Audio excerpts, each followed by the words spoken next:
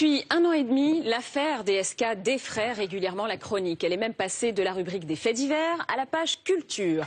Après le roman, l'épisode de série télé, le projet de film avec Gérard Depardieu et Isabelle Adjani, voici maintenant une nouvelle pièce de théâtre. Mais ces adaptations sont loin de faire l'unanimité. Alors, DSK serait-il devenu une formidable source d'inspiration pour les artistes ou une sorte d'alibi culturel pour remplir les salles?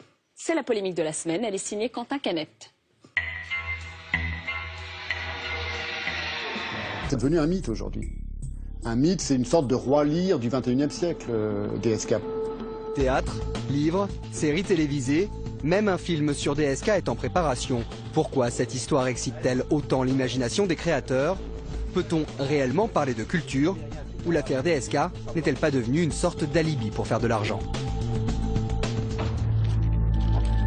15 mai 2011. Le Monde, stupéfait, découvre ces images d'un Dominique Strauss-Kahn terrassé. Une séquence qui déclenche l'hystérie médiatique et interpelle le romancier Stéphane Zagdanski, pourtant peu porté sur les faits divers.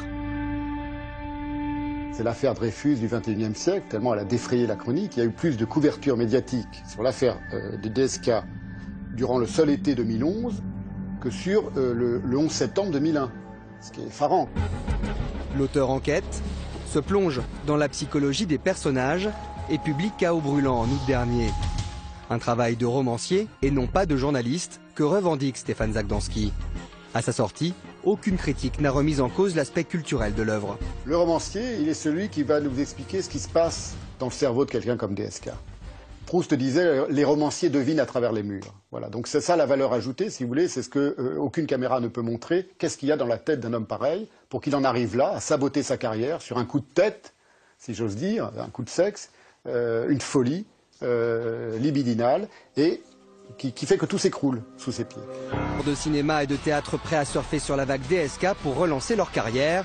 Et si tout cela n'était finalement qu'une forme d'opportunisme.